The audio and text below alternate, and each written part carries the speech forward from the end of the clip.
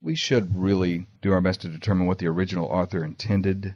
I see a move away from that in young historians of putting their own revisionism, that's postmodern. That's a good question, whether this is a reflection of postmodernist historiography. But as I said in the debate, it's a good hermeneutical principle that before you tried to read between the lines, you ought to learn how to read the lines themselves. And I don't think that Richard has learned to do that yet in interpreting, for example, the Gospel of Mark. And just one more point, if I might make it. One of the most important turns in the last half century in New Testament historical Jesus scholarship is what's been called the Jewish reclamation of Jesus. That is to say, in contrast to earlier scholarship in the late 19th and early 20th century, contemporary scholars have come to understand that the proper interpretive framework for Jesus of Nazareth is not Greco-Roman pagan mythology. It's first century Palestinian Judaism.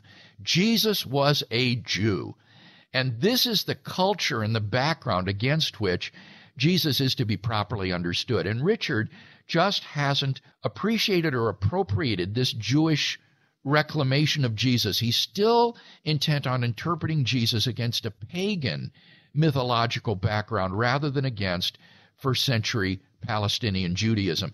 This may be a reflection of the fact that his area of expertise that he did his doctorate in is Greco-Roman ancient history. And so naturally he wants to find that as relevant to the Gospels. But in so doing, I think he just fundamentally misunderstands the Jewishness of Jesus and the Gospels. Bill, am I correct to assess that one of the arguments from Richard Carrier was a hallucination theory? Yes, he would, with broad strokes, indicate that he thought that the early Christian church was steeped in hallucinations and visions, and that therefore these resurrection appearances, which he admit occurred, were merely hallucinations. So he calls Paul a happy schizoid and refers to Mary as psychotic, and thinks that that serves to explain everything. I can see the strategy of trying to deny the empty tomb and show that the tomb wasn't empty, that the rotting body of Jesus was in the tomb, because hallucinations don't explain the empty tomb. That's one of the problems with the hallucination hypothesis. It only tries to right. It only tries to explain the appearances, but it says nothing about the other facts that I mentioned, like the empty tomb, and then the very origin of the disciples' belief in Jesus' resurrection. One of the points I made in the debate was that hallucinations are explanatorily inadequate to explain why the disciples would come to believe in Jesus' resurrection. Even if we concede that the disciples had hallucinations of Jesus, as N.T. Wright points out, in the ancient world, visions of the deceased were not taken as evidence that they were alive. They were taken as evidence that they were dead. And you were seeing visions of the dead man or a person. And moreover, if the disciples had seen visions of Jesus exalted in heaven, where Jews believed the righteous dead went to be in Abraham's bosom, that would only have led to their belief that God had assumed him into heaven. And that's a very different category in Jewish thinking than resurrection from the dead, which is the coming back to life in the space-time realm. And that would only take place at the end of the world in the general resurrection. So even given hallucinations, we can give them that. It's explanatorily inadequate, and it's also too narrow in its explanatory scope. The hallucinations theory is nothing new. 19th century, it was around. Is there anything new to add to this? The only thing that I think is interesting, maybe that's somewhat new, is study of bereavement visions. It seems that people who have recently lost a loved one are much more prone to seeing visions of their lost husband or their wife or something of that sort soon after the funeral. This is apparently a more common phenomenon than one might think.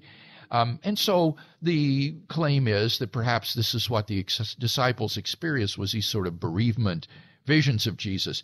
And there again, I think that it's pointless to argue, well, how probable is that they would have such visions? I think rather the point to make is the one that I did, that even granted that this doesn't have the explanatory power to explain the origin of the belief in the resurrection, nor does it have the explanatory scope to account for all of this, the evidence.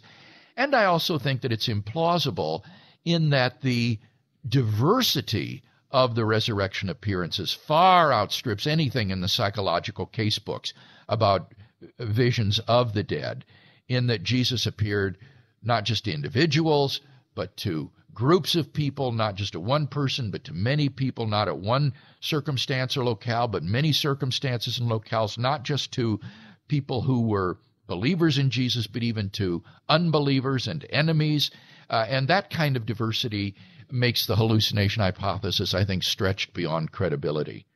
Am I right, Bill, that there is material about bereavement hallucinations and hallucinations in general, that hallucinations don't tend to have a lot of transformative power, that upon reflection you can say, well, I think it would, especially if there's a sword to your throat, or especially if you're going to have to give up God's religion that you were raised with and so forth, and die for it, you kind of have a tendency to say, you know what, I think I might have been hallucinating. Right. These folks who see a widow who sees her husband or these other sorts of bereavement visions, they don't come to believe that the person is still alive. They don't go to the cemetery to see if somehow the grave is now empty and exhume the casket. They recognize they're seeing their loved one in the afterlife. And so these don't have, as you say, this transformative power that clearly occurred in the lives of these early disciples, which changed them so radically from cowering people to bold proclaimers of Jesus' resurrection, where they were ready to give their very lives for the fact that God had raised him from the dead, right there in Jerusalem, where everyone knew that Jesus' corpse had been interred.